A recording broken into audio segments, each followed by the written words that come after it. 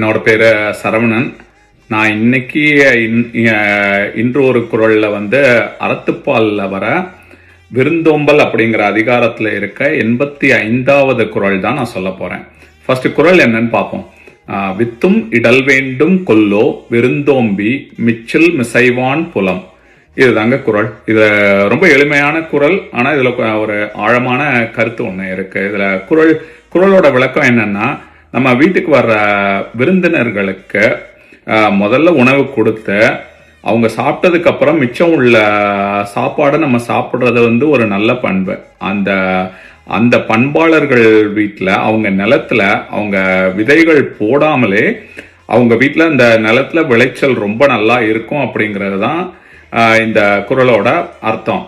ஆனா இதுல ஒரு ஆழமான குறள் என்னன்னா, நம்ம நிறைய பேருக்கு